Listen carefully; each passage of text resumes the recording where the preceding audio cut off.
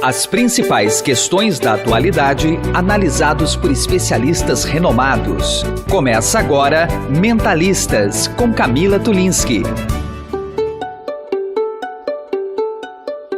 Há quase um ano, nós contamos aqui no Mentalistas a história de uma escola de games que abriu as portas para a terceira idade e iniciava ali os passos daquele que seria um curso para a elaboração de jogos pelos idosos. Agora eu trago no programa de hoje os frutos desse trabalho.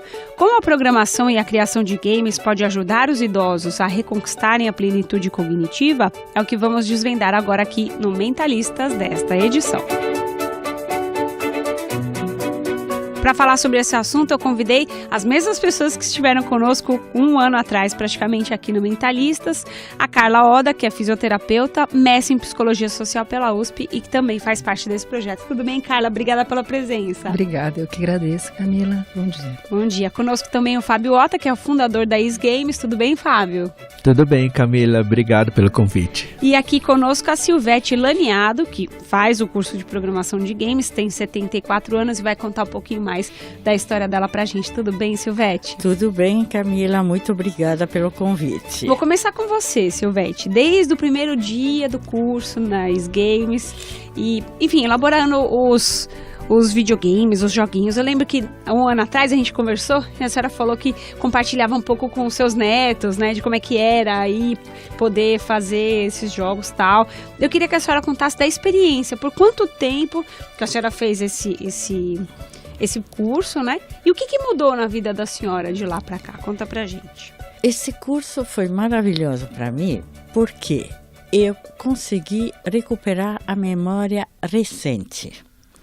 E ela foi muito bem trabalhada, porque o Fábio tem um método que ensina de uma forma que a gente fica gravando a lógica de como fazer a programação de games. E isso aqui ajuda muito dentro da memória recente para nós que temos mais de 60. E a senhora, quando a senhora disse que a senhora conseguiu recuperar a memória recente, antes do curso, que tipo de lapsos de memória a senhora tinha no dia a dia? Como eu disse, de vez em quando você tem lapsos, especialmente quando nós estamos muito cansados, a gente às vezes esquece por exemplo, você vai até a cozinha para pegar alguma coisa, de repente se você olha na cozinha, você fala, não tem nada. O que eu vim fazer aqui? E tudo isso, com esse curso e também com exercícios, porque isso foi muito importante, as duas coisas ajudam muito a você não ter esses lapsos quando você está super cansado ou super estressado, às vezes. E isso aqui foi muito bom dentro desse sentido. Outro sentido é que foi um prazer a gente se encontrar fazendo coisas novas.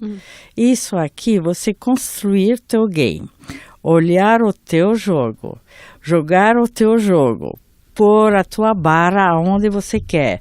E tudo isso é muito satisfatório.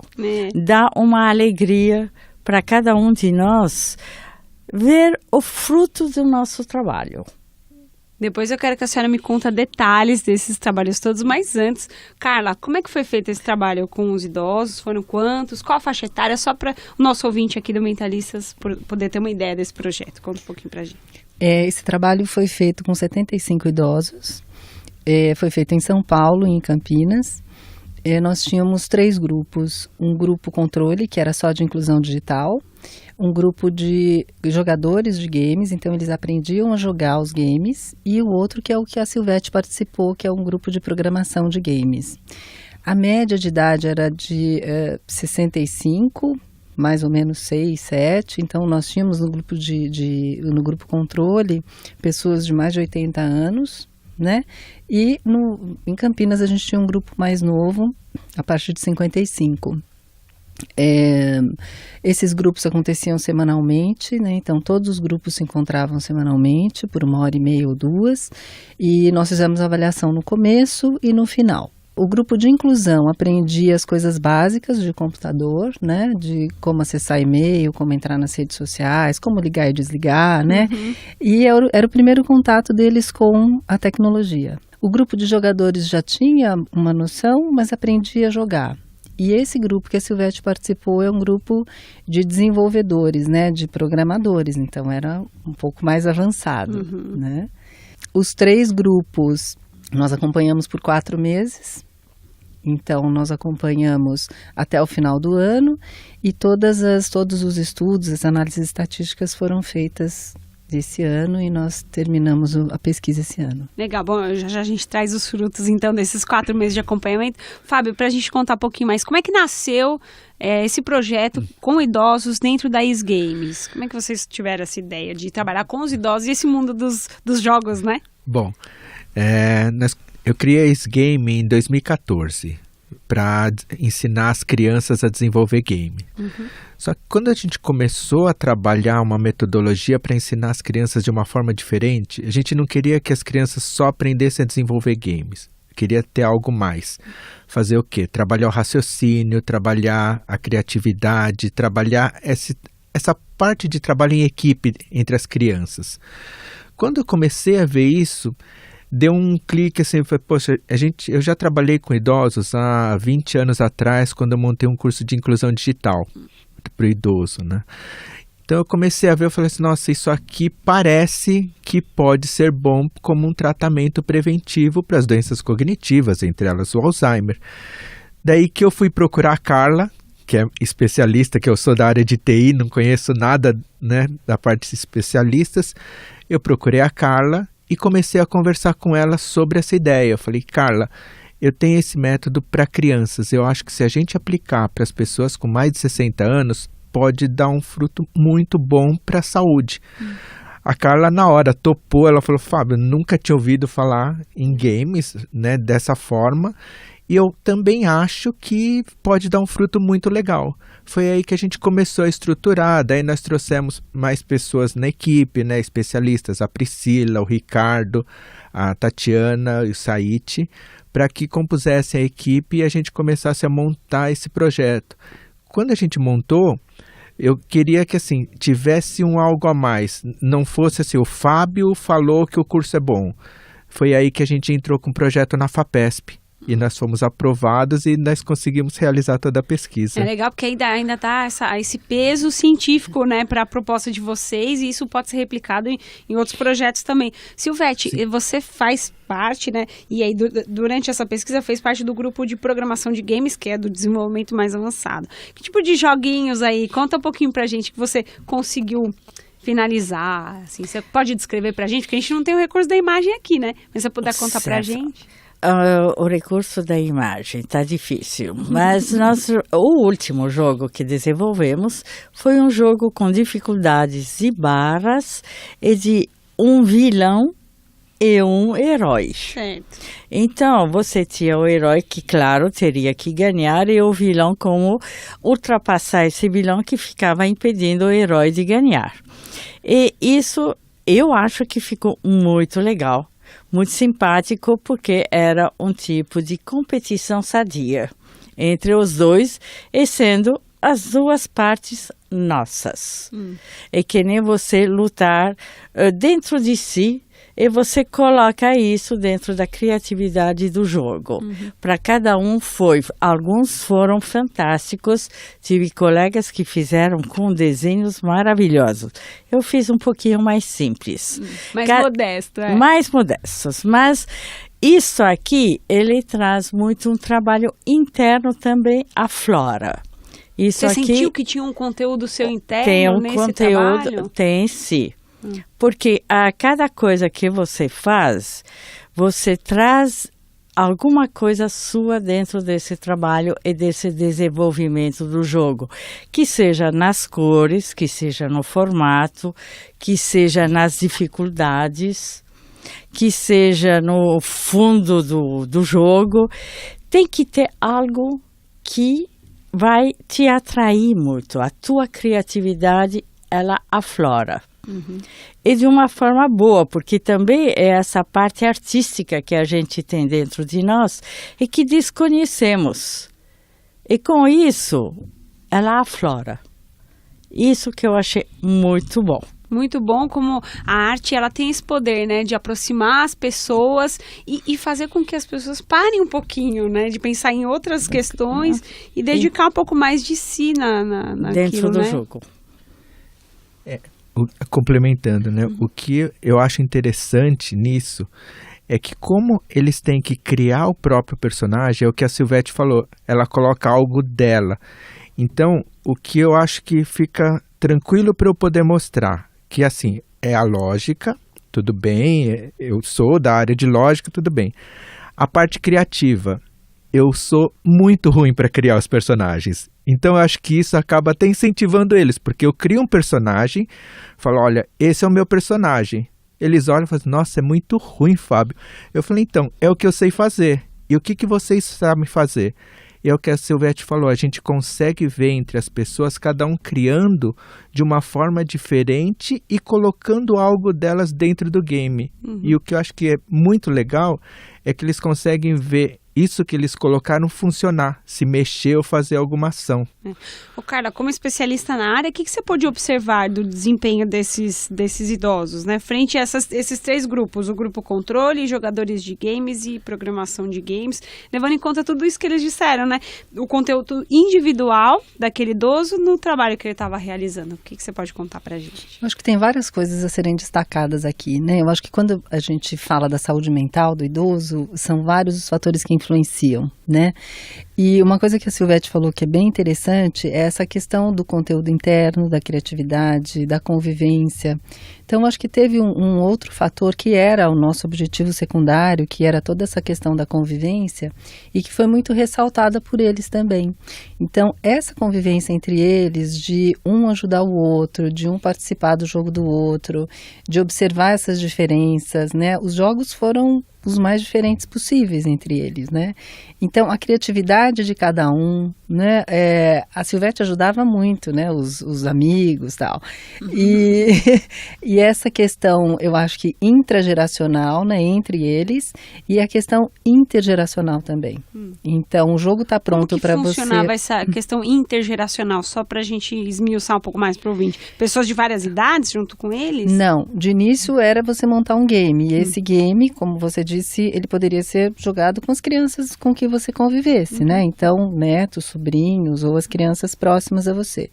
E aí, disso surgiu uma ideia, nós fizemos um curso de empreendedorismo na FAPESP, surgiu a ideia de nós promovermos o curso junto, do idoso com a criança, junto, para começar a promover uma relação intergeracional já durante a produção desse game. Né? E aí o Fábio pode falar um pouco que ele também divulgou esse curso com outros públicos, então não só o idoso, mas o idoso junto com a criança, né? E todas as crianças, não, que idade a gente pode trabalhar isso, né? Então, essa foi uma ideia que surgiu durante o projeto, que era a gente promover toda essa relação intergeracional, aproveitar a tecnologia como uma forma de aproximação das gerações, uma forma produtiva, né? E que a gente pudesse fazer com que houvesse uma troca de experiências. Então, a criança pudesse ajudar muito o idoso a fazer e que o idoso pudesse levar para casa e se sentir orgulhoso de ter feito aquilo para uma criança jogar, né? Então, acho que aí você traz autonomia para todas as idades, mas você traz uma questão geracional muito importante. Isso né? que a Carla fala é interessante, né, Silvete? Porque tem muitas pessoas mais velhas que falam, ninguém quer saber de gente velha, ninguém quer saber de idoso, né? Como é que você encara essa questão intergeracional, Silvete? Eu encaro de uma forma que eu considero boa. A criança que não me quer, eu falo simplesmente, tudo bem, vou te dar um tempo de você me conhecer. Isso é muito importante, porque eu acho que também a criança precisa de um tempo para vir a conhecer a pessoa de mais idade e dar uma oportunidade para ela se comunicar e aprender a se comunicar com a pessoa de idade maior do que ela. porque ela vê essa pessoa, ela sempre pensa nas restrições impostas para ela. Enquanto que ela pode ver essa pessoa como uma pessoa que também pode ser uma amiga, uma confidente e que pode ajudá-la a se desenvolver nos estudos, nas brincadeiras que eles fazem. Não é nada, não impede que você possa participar da vida da criança. Isso aqui eu acho muito importante, mas dar um tempo à criança começar a te olhar de forma diferente. Não querer já desde o início que ela te olhe com respeito, com amor, com afeição. Não, a criança precisa de um tempo. A pessoa jovem, para conhecer e ver a pessoa idosa com mais respeito, ela também necessita de um tempo. E o idoso também não pode se isolar na primeira tentativa, frustrada, não, né? Ele tem que ter a compreensão de saber que as diversidades precisam ser trabalhadas. E isso é muito importante. Reconheço que tem muitos idosos que não aceitam isso facilmente. Talvez por terem dificuldade em envelhecer. Temos todos problemas. Isso sem dúvida nenhuma.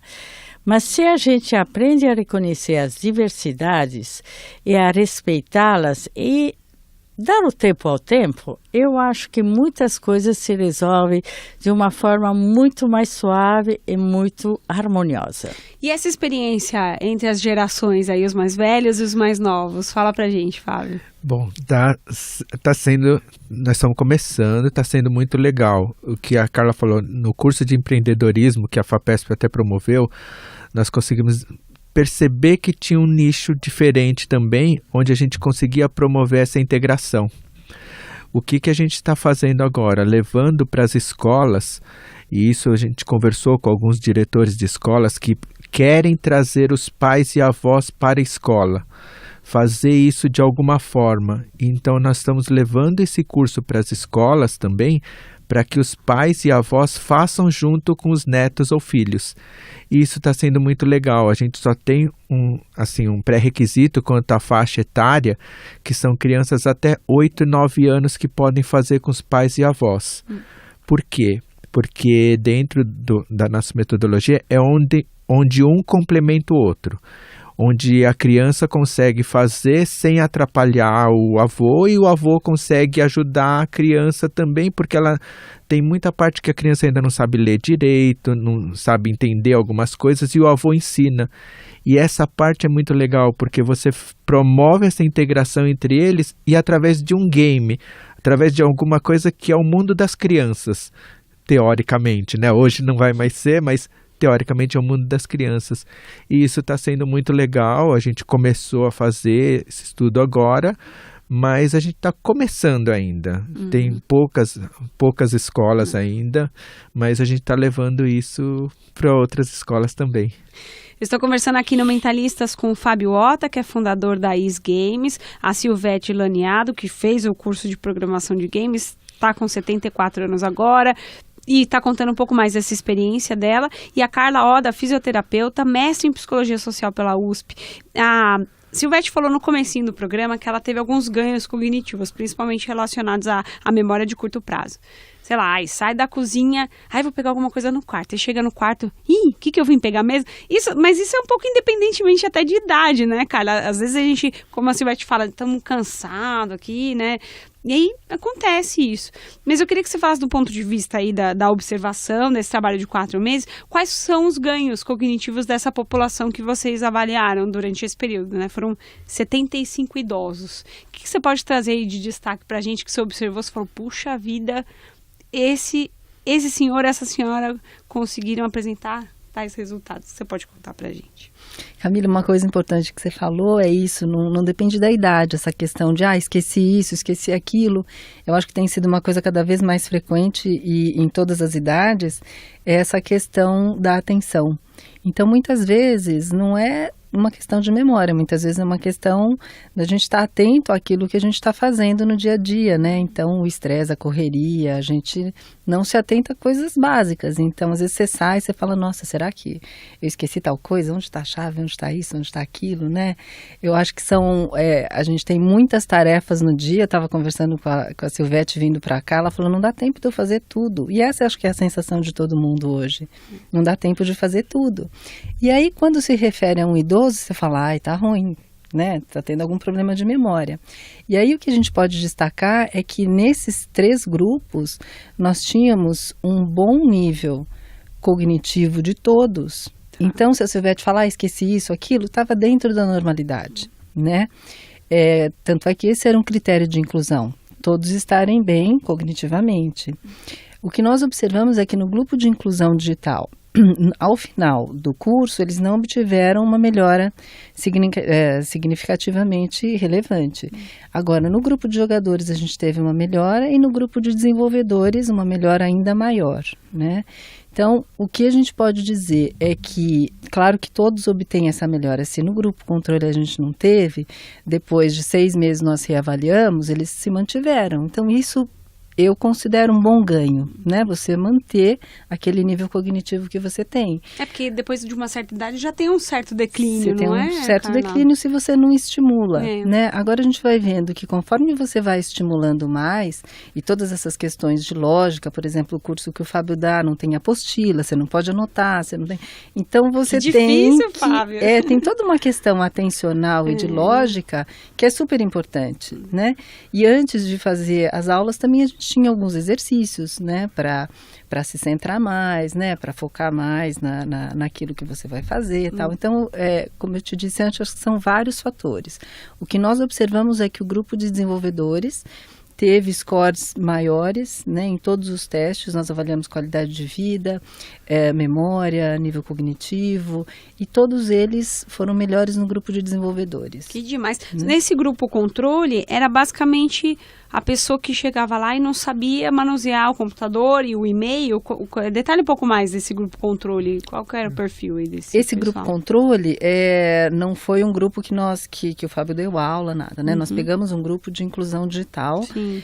E eles aprendiam coisas básicas de computação. Então, muitos, assim, o relato de muitos é que o filho não tinha paciência, ou o neto não tinha paciência para ensinar determinadas coisas e que estava lá para aprender alguma coisa com relação ao computador. Então, eram coisas muito básicas, né? Eles iam também semanalmente, durante uma manhã inteira, e aprendiam a mexer um pouquinho. Então, entrar em redes sociais, abrir os e-mails, entrar na internet, navegar na internet, né? E isso faz parte de um curso que o Fábio criou de inclusão digital há mais de 20 anos, né? Se quiser falar um pouquinho seria desse legal, curso. Fábio. Você criou há mais de 20 anos. Eu fico pensando, sabe, Não, Silvete? mais de 20 anos. E em casa, por exemplo, eu tenho tias mais velhas, a minha própria mãe, que também já está na terceira idade, e elas tiveram muita resistência para conseguir entrar em contato com o computador. No caso delas, elas só venceram essa resistência, né, de uma nova tecnologia depois das redes sociais. Quando elas aprenderam a mexer na rede social e tal, aí elas viram que não era tão um bicho de 7 cabeças.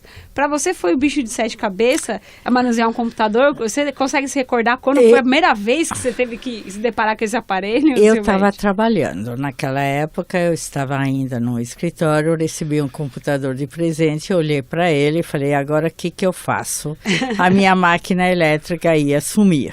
Você era secretária, não era? Eu era. Eu lembrei. Então, com isso, eu acho que eu fui uma das privilegiadas, porque desde muito cedo eu sempre aceitei a ajuda intergeracional.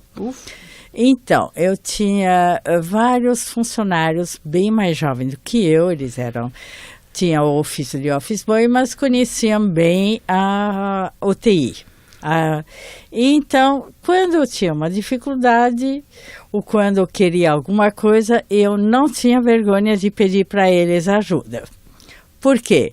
Eu acho que sempre fui a favor de troca de conhecimento. Não tem vergonha de aprender com os mais jovens ou com os mais velhos ou com da mesma idade. Tem o principal é reconhecer que o outro tem uma habilidade que eu não tenho. Essa é uma dica valiosa, então, para todo mundo que está ouvindo a gente aqui, não é, Silvete? Se for, eu fico muito contente.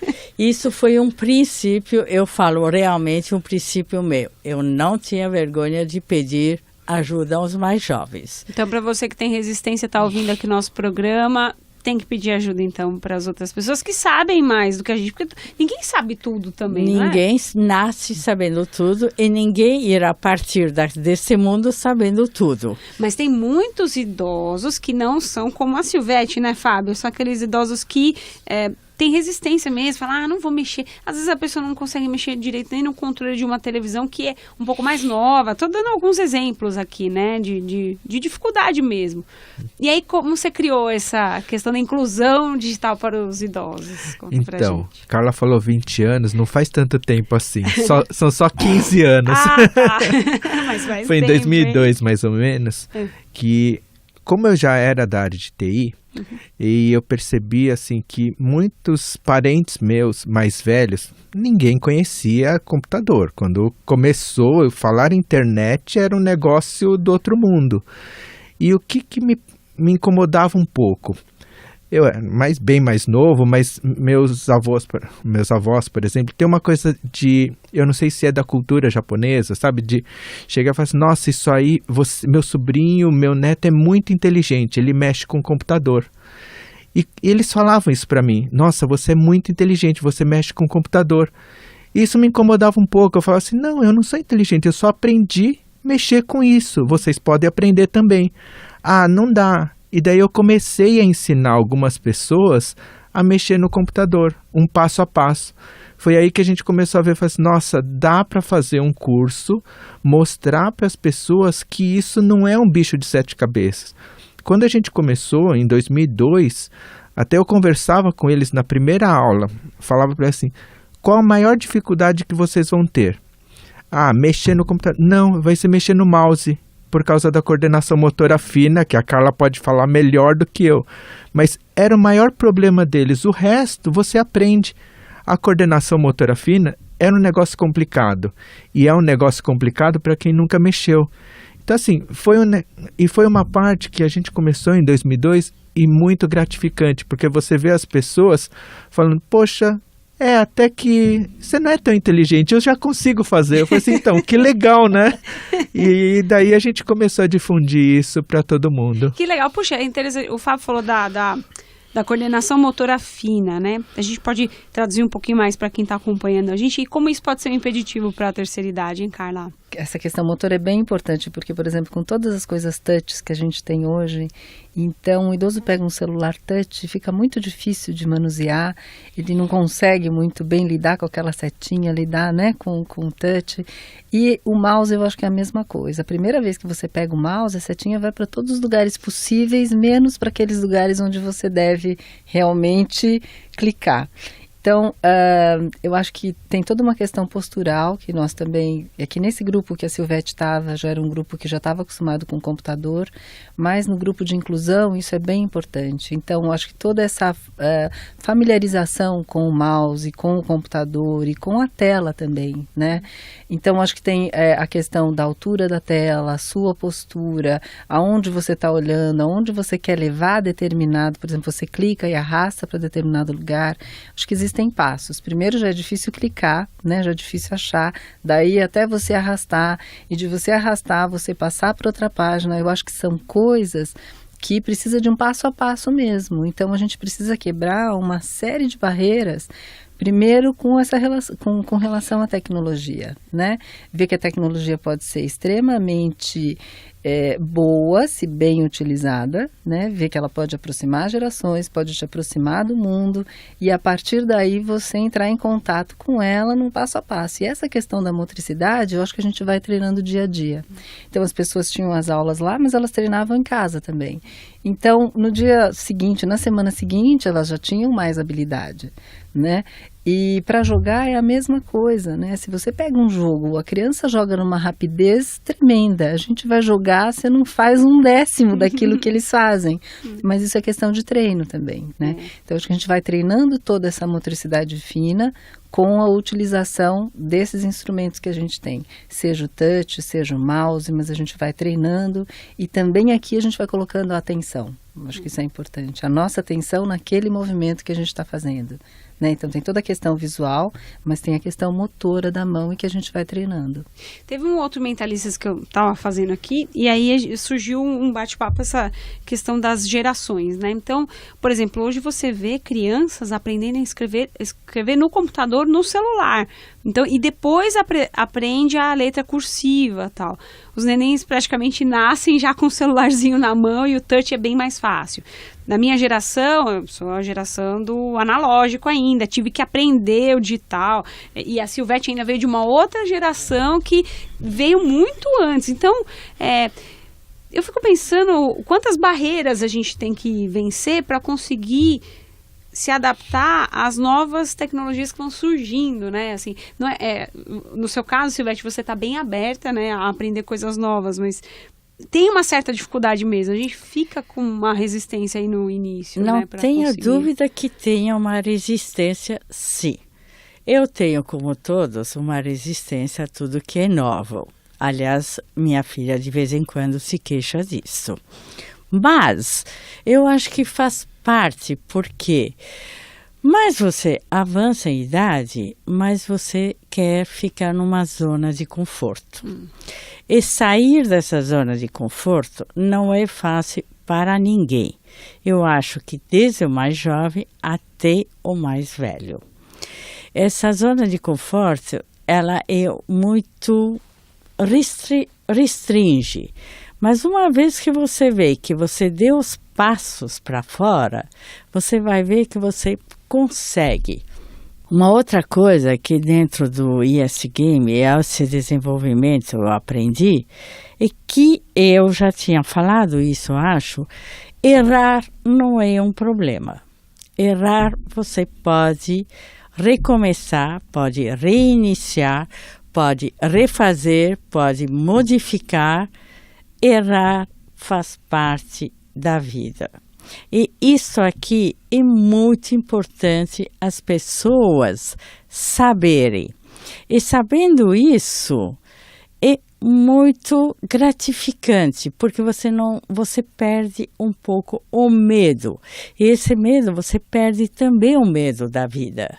O medo de se arriscar, o medo de tentar, o medo de ir para frente, o medo de participar de algo novo, o medo de se reinventar, porque também fazemos parte, o Fábio, a Carla e eu, de um movimento que se chama o Lab 60+, que também é para se reinventar.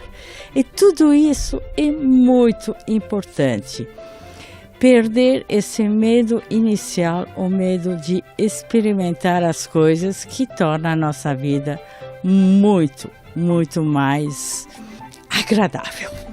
Não, e também eu fico pensando, os jovens de hoje, as crianças de hoje vão ser os idosos de amanhã e que também vão se deparar com outros desafios lá na frente. Então é uma coisa cíclica, nunca acaba. E não tem nada melhor do que ser um longevos, porque se você não ficar velho, você não terá vivido. Você terá sido ceifado antes do tempo.